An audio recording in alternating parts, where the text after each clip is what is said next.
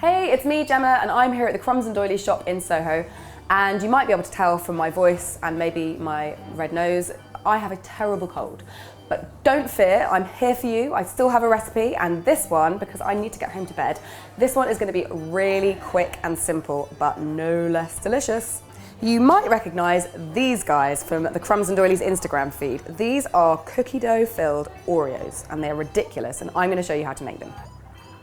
You are going to need 3 things to make these. You are going to need Oreos, obviously, some cookie dough, which you can buy at the supermarket or you can make it yourself like we do here at Crumbs Doilies, and some chocolate, some dark chocolate.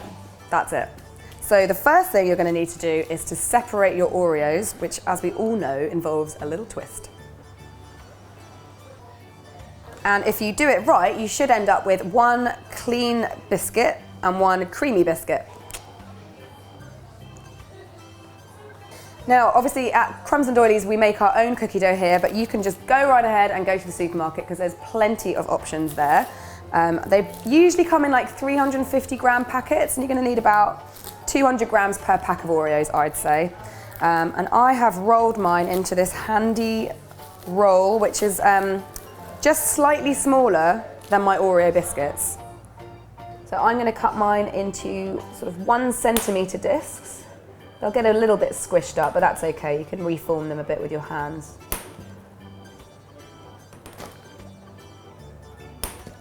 Now, if they have squished up a little bit, then just reform them with your fingers so that they form a nice, neat circle. And then just pop them onto 1/2 of your Oreo.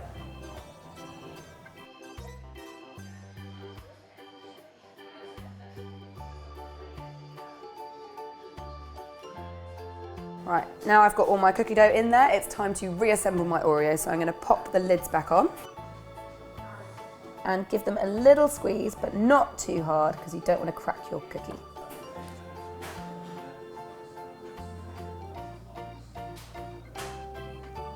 Now that my Oreos are all sandwiched together, it's time to dip them in chocolate. And for this amount of Oreos, I'm using about 200 grams of dark chocolate.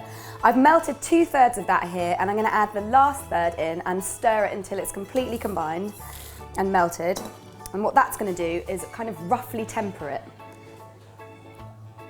Now, this isn't official scientific tempering. Tempering chocolate is actually quite an involved process, and at some point I'll do a video on that. But this will give you a really nice crack on your chocolate and will hopefully not let it bloom.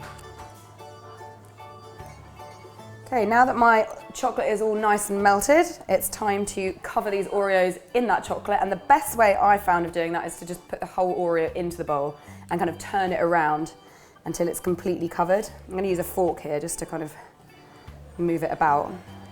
And once you're satisfied that it's completely covered, just grab it on the fork and just put it onto some greaseproof paper to set. And then keep on going.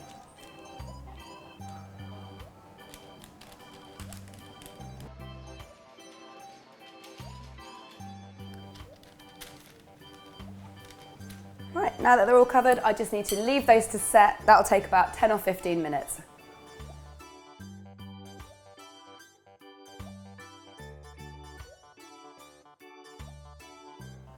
Now that my chocolate's all set, they are looking really good. They're looking very appetizing, and I'm probably going to have to eat one.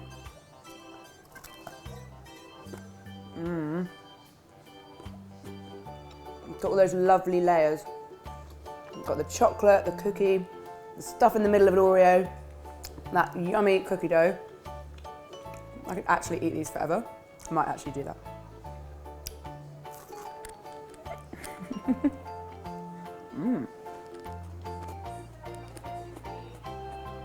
That is delicious. And that took about 10-15 minutes. Super easy. I get to eat this and then go to bed. You get to have a really super duper treat. Everyone's a winner. I hope you've enjoyed this video. If you have, don't forget to give it the thumbs up. Let me know how you've got on in the comments box below, and I will be back next week with another recipe. And in the meantime, if you haven't already subscribed, you can subscribe at the end by clicking on the link. See you later.